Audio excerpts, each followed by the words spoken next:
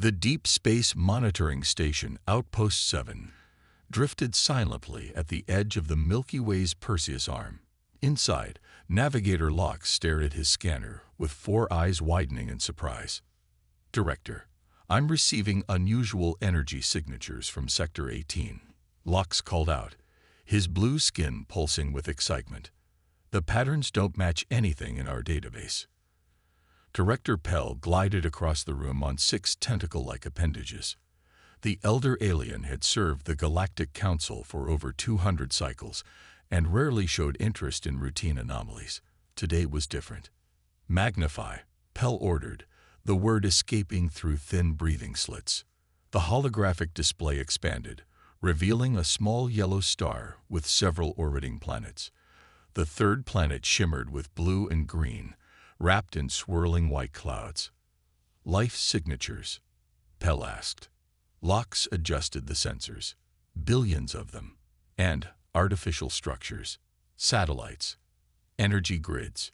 His voice dropped to a whisper. "Director, they're broadcasting. Radio waves, digital signals. They're trying to communicate." Pell's skin turned a pale gray, the color of deep thought among his species. "Send a probe. Priority 1. 3 weeks later, the council chamber hummed with nervous energy as representatives from 57 spacefaring civilizations gathered. The chamber fell silent as Director Pell took the central platform.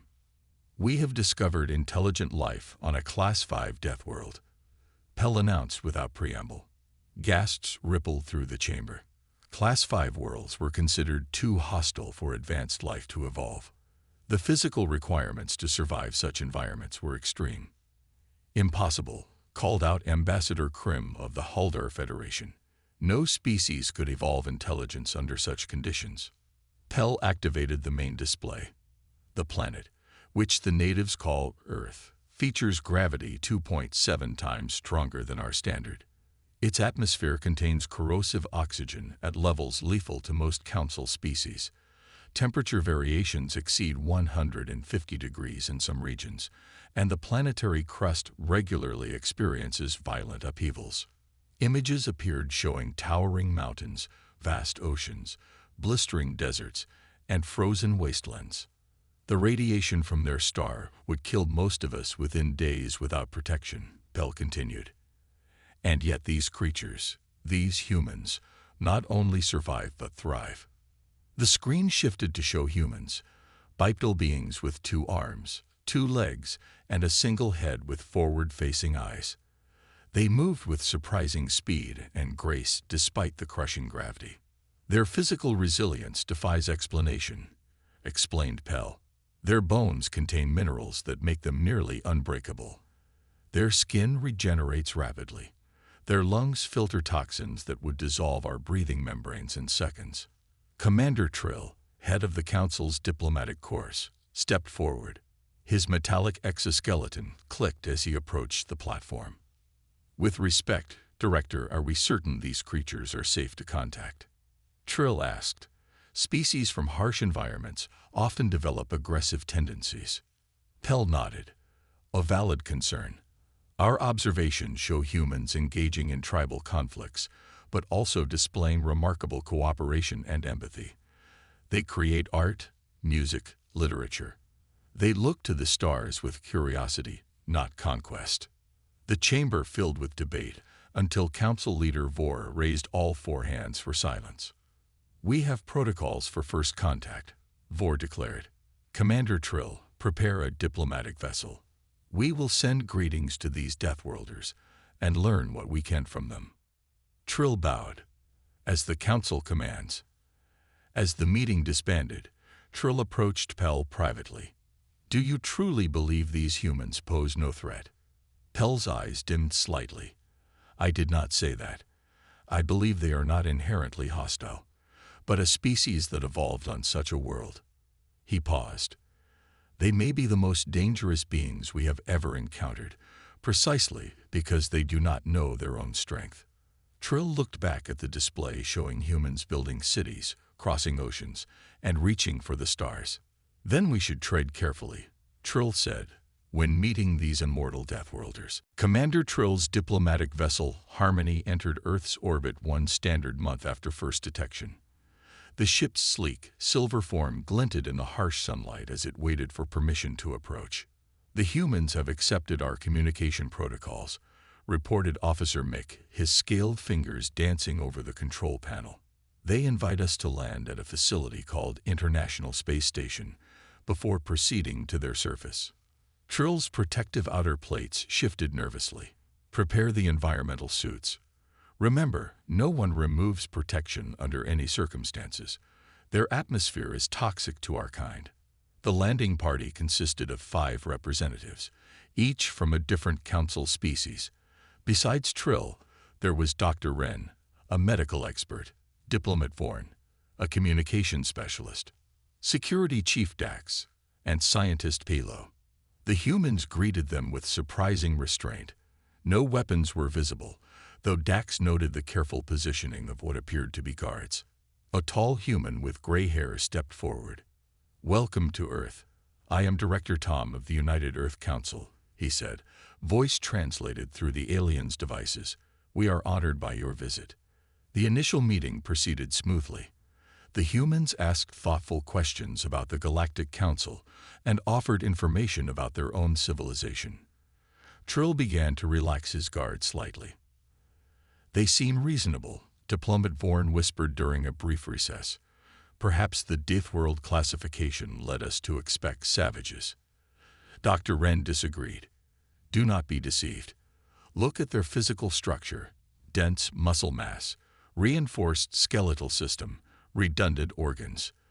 These are apex predators." The conversation was interrupted when alarms suddenly blared. A human technician had collapsed near the airlock. "Heart attack," yelled another human, rushing to help. The aliens watched in horror as the humans cut open the technician's suit, exposing his chest to the open air. Dr. Tom pressed metal paddles to the fallen human's chest, sending electricity through his body. "They're killing him," gasped Pelo. "No," corrected Dr. Wren, monitoring through her scanner. "They're restarting his pump organ." "Fascinating," the human gasped, eyes opening. Within minutes, he was sitting up, weakened but alive. "Apologies for the disturbance," Director Tom said, returning to the aliens. "Jack will be fine after some rest." "Fine." Trill couldn't hide his disbelief. His primary circulatory organ failed completely.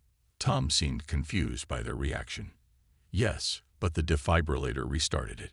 He'll need medicine and monitoring, but he should return to work within 2 weeks." The alien delegation exchanged glances of shock. Among their species, such an organ failure meant certain death or, at minimum, cycles of regeneration therapy. Later, aboard the Harmony, the aliens reviewed their findings in private. "They recovered from fatal organ failure in minutes," Pelo said, his voice quivering. "And they expect full recovery in mere days." Dr. Wren displayed her scans. Their bodies contain microscopic machines, cells they call white blood cells, that attack invaders. Their tissue regenerates at rates 20 times faster than ours. Broken bones mend in weeks, not years. "Are they immortal?" asked Vorn. "Not exactly," Wren replied. "They age and eventually die. But their resilience to injury, disease, and environmental threats exceeds anything in our records." Trill stared at the images of humans going about their daily lives on the deadly planet below. "We must update the Council immediately. These humans, they aren't just from a death world. They are Deathworlders. Their bodies are weapons forged in the fires of evolutionary pressure we cannot comprehend." That night, as the Harmony transmitted its report back to Galactic Council headquarters, the news spread quickly. The newly discovered humans could survive injuries that would kill any other known species. By morning, the term Immortal Deathworlders had entered the galactic vocabulary. On Earth, the humans slept peacefully, unaware of the fear they had inadvertently inspired among the stars. 6 months after first contact, the human spaceship Endeavour approached the massive galactic hub station. Captain Alex Reeves stood on the bridge, watching the structure grow larger in the viewscreen. The hub resembled a giant metal snowflake, with docking arms extending in all directions. "It's beautiful," whispered Lieutenant May beside him.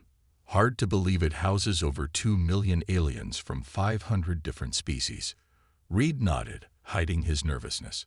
As Earth's first official representative to join the hub, he carried a heavy responsibility. The diplomatic team led by Commander Trill had arranged this exchange, but rumors had already spread about humans throughout the galaxy. "Remember the briefing," Reed told his crew of 20. "We'll be operating in standard gravity sections, but the atmosphere requires our breathing filters at all times. And please, no demonstrations of strength or endurance, unless absolutely necessary." The docking procedure went smoothly. As the airlock opened, Reed was greeted by a delegation led by Hub Administrator Grohl, a tall, thin being with translucent skin, revealing a complex circulatory system beneath. "Captain Reed," Grohl said through a translator, keeping a noticeable distance, "welcome to Hub Alpha 9. Your quarters have been prepared according to human requirements." Reed noticed the nervous glances from the gathered aliens. "Thank you for your hospitality. We look forward to learning and sharing knowledge." As the humans settled into their quarters, the challenges became apparent. The food dispensers couldn't produce anything with proper nutrition for humans. The sleeping areas lacked the necessary support for human spines accustomed to Earth's gravity. And most concerning, many aliens actively avoided them in common areas. "They're terrified of us," Lieutenant May reported after her first shift in the engineering section. "My supervisor nearly fainted when I picked up a heavy tool by myself. Apparently, that component normally requires 3 Zenturi to lift." Reed sighed. The Council classified Earth as a high-gravity death world. To them, we're monsters who evolved in hell. The situation worsened on the 4th day when Engineer Dave cut his hand while repairing a cooling junction. The wound was minor, but the alien medical staff who witnessed it spread word that humans leaked red fluid when damaged. Fluid containing iron, a metal that many species considered highly toxic. "They think our blood is poison," Dr. Paddle explained to Reed after treating Dave. "And they're shocked that he's already back at work. For most species, a wound like that would take weeks to heal." By the 2nd week, rumors ran rampant. Reed overheard whispers in the corridors. "They can regrow damaged tissue in days. Their bones are nearly unbreakable. Their muscles can tear metal. They breathe corrosive oxygen." The breaking point came when the hub experienced a gravity generator malfunction. In one section, gravity suddenly increased to 3 times normal levels. Several aliens were trapped, their bodies unable to function under the crushing force. Without hesitation, Lieutenant May and 3 human engineers entered the high-gravity area. Moving with effort but still functional, they reached the trapped aliens and carried them to safety before repairing the generator. That evening, Reed was summoned to Administrator Grohl's office. "Your people entered a lethal gravity environment without protection," Grohl said, voice tinged with disbelief. "Is this normal for humans?" Reed chose his words carefully. "Earth's gravity is stronger than standard. We find it uncomfortable but survivable at 3 times your normal settings." Grohl's translucent skin pulsed with rapid circulation. "The reports were true, then. You truly are Deathworlders." "We're just people, Administrator, adapted to our world, as you are to yours."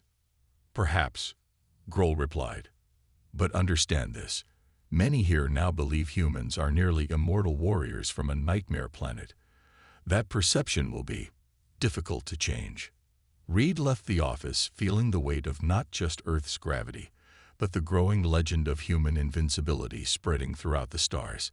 Integration would be harder than anyone had anticipated. The deep space mining station, Prosperity, orbited the gas giant Yol 7, extracting valuable trace elements from its atmosphere. The station housed over 300 workers from 27 species, including a team of 8 humans who had joined 6 months ago. Mining Supervisor Clegg watched the humans with a mixture of fear and fascination from his control room. Today, Jack and Ben worked the outer platforms, collecting gas samples in the planet's upper atmosphere. Their environmental suits were remarkably thin compared to what other species required. They moved so quickly, Clegg remarked to his assistant. The others take twice as long to complete the same tasks. His assistant, Triv, fluttered her wing membranes nervously. I heard they don't even need rest cycles like we do. They just go inactive for a few hours and then continue functioning. Sleep, Clegg corrected. They call it sleep, not inactivity. And they dream during it. The conversation ended abruptly as alarms blared throughout the station. Red lights flashed on every panel. Pressure drop in Section 8, shouted the system's operator. Containment breach detected. Clegg's 4 hands moved rapidly across the emergency controls. Seal all compartments. Begin evacuation procedures. The station shuddered violently. A massive rupture had occurred in the central processing chamber, where highly pressurized gases were refined. The damage spread quickly as emergency systems failed. Life support is compromised, reported Triv, her voice shaking. Main power offline. Backup generators damage. Across the station, workers rushed toward escape pods. Clegg watched in horror as the damage reports multiplied. The toxic, caustic gases from Yol 7 were seeping into multiple sections. For many species, a single breath of the atmosphere would cause immediate respiratory failure. What about Section 12? Clegg asked. The deep processing chamber. Triv checked her readouts. Completely cut off. 15 workers trapped, including 6 humans. In the depths of the station, lead engineer Mark assessed their dire situation. The processing chamber was sealed tight, but life support was failing. The air recyclers had maybe 6 hours of power left from their emergency batteries. Options, he asked his team. 3 humans and 12 aliens from various worlds. One of the Valaxians, a methane-breathing species with delicate crystalline skin structures, spoke up. The main corridor is filled with Yol 7 gas. Even with protection, the pressure and toxicity would kill most of us in seconds. The aliens looked defeated, but Mark turned to his fellow humans. We need to reach the emergency beacon in central control. It's the only transmitter powerful enough to call for help. Impossible, said a Tyrillian engineer. It's 8 sections away, through the contaminated zones. Mark opened a storage locker and pulled out the station's emergency oxygen masks. Not impossible. Difficult. The human team quickly devised a plan. With modified breathing apparatus and layers of protective clothing, they believed they could move through the contaminated sections long enough to reach the beacon. But the pressure, protested the Valaxian. We evolved on a high-pressure world, explained Mark. It'll be rough, but we can handle it. The alien workers watched in disbelief as the humans prepared for what seemed like certain death. Mark turned to them before leaving. We'll be back. Conserve oxygen and stay calm. For 16 grueling hours, the trapped aliens waited, certain that their human colleagues had perished. Then, impossibly, the chamber doors slid open. Mark and Ben stumbled in. Their skin blistered and burned from exposure, but alive. Rescue ships, coming, Mark gasped before collapsing. 3 days later, when the Council Emergency Response Team finally arrived, they found all 15 workers alive. The humans had managed not only to activate the beacon, but had returned with makeshift oxygen generators they had assembled from damaged equipment. As the survivors were evacuated, the rescue team's medical officer examined the humans with astonishment. They traversed sections filled with caustic gas at crushing pressures. He reported to his commander. Their skin shows chemical burns, their lungs contain traces of toxic elements, yet they're already healing. Footage of the rescue spread across the galaxy within days. The image of humans emerging from lethal environments, battered but alive, cemented their reputation. The Prosperity incident became legendary, proof that the Immortal Deathworlders could survive where no other species could. The Galactic Council emergency session began with chaos. Representatives from 17 worlds shouted over each other, while holograms of devastated colonies flashed above the central platform. Council leader Vor slammed his ceremonial staff against the floor. Order. We must have order. The chamber gradually quieted. Vor's 4 eyes surveyed the gathered delegates with grim intensity. The Harvesters have struck 3 more systems, he announced. Tilax Prime, Vul, and Rigel colony are lost.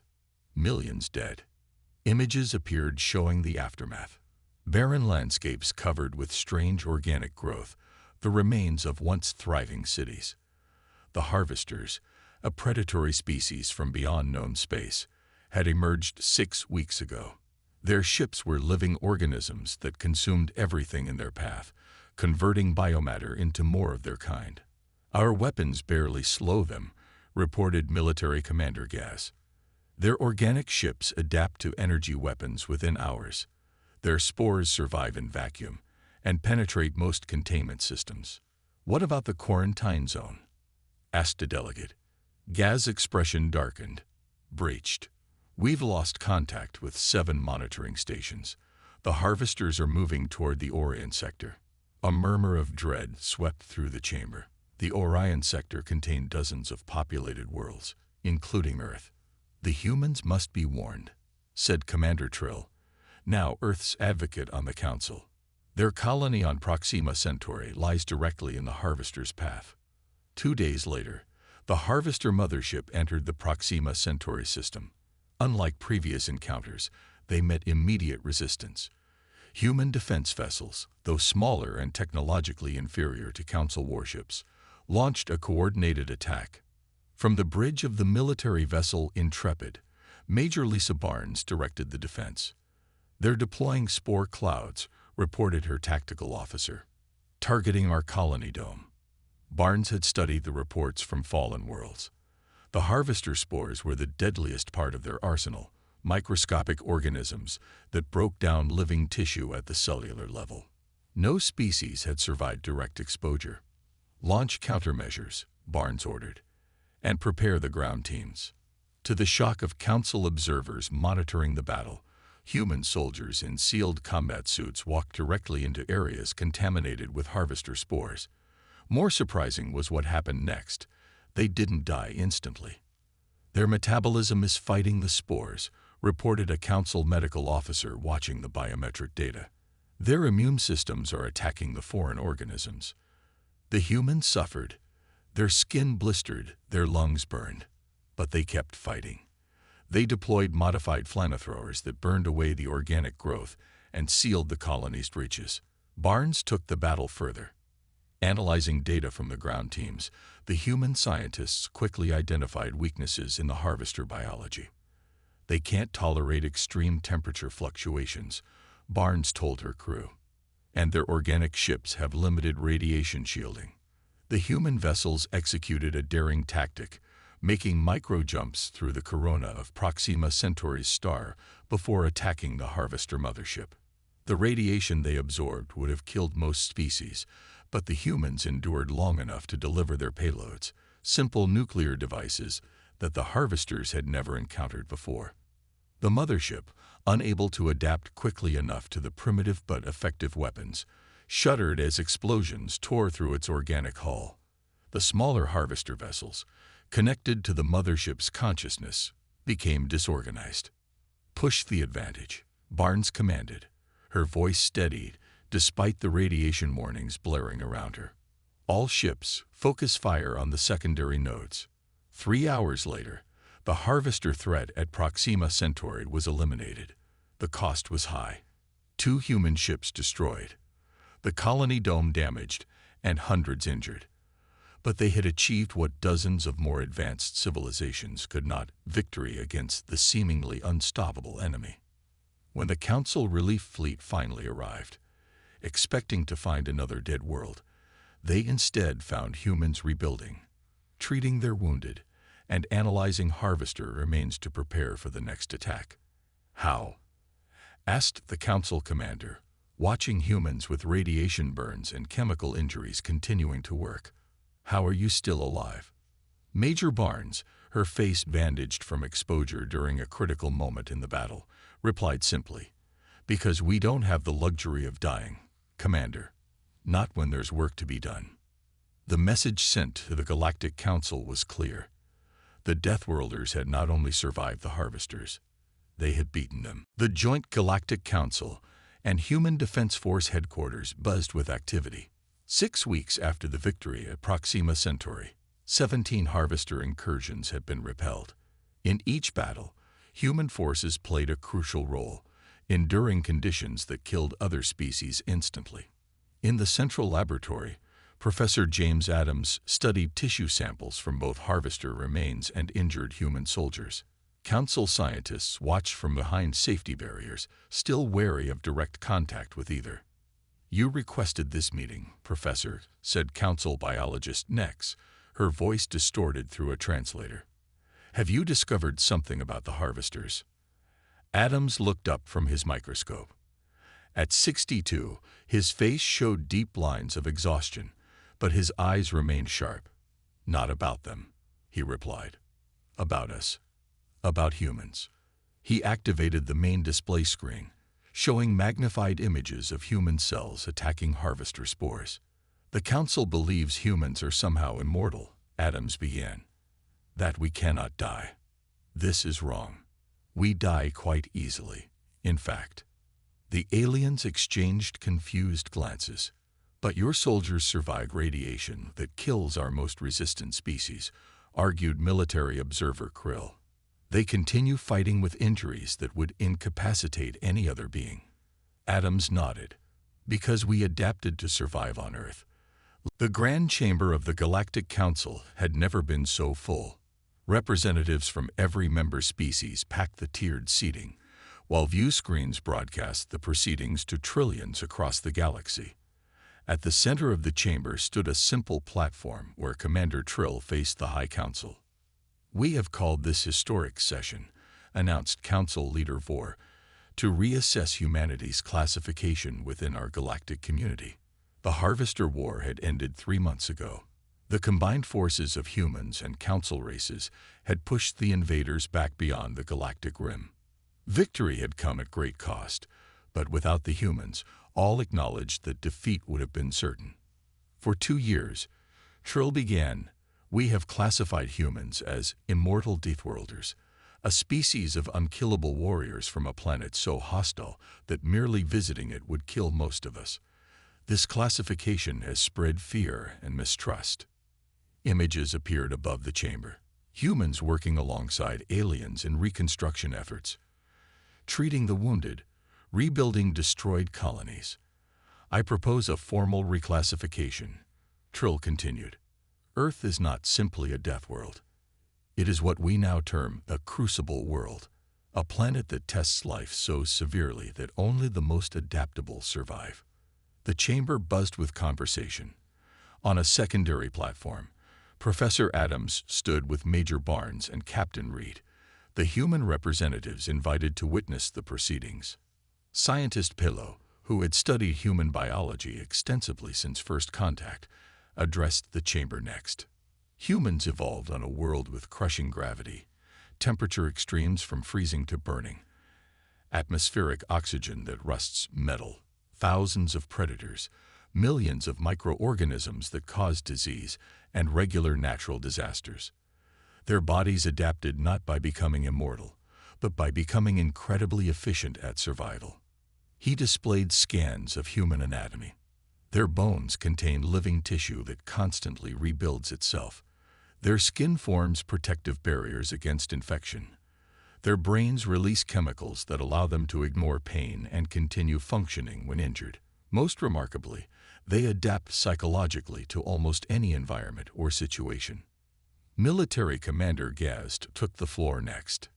"In combat, humans demonstrate not immortality but extraordinary tactical flexibility.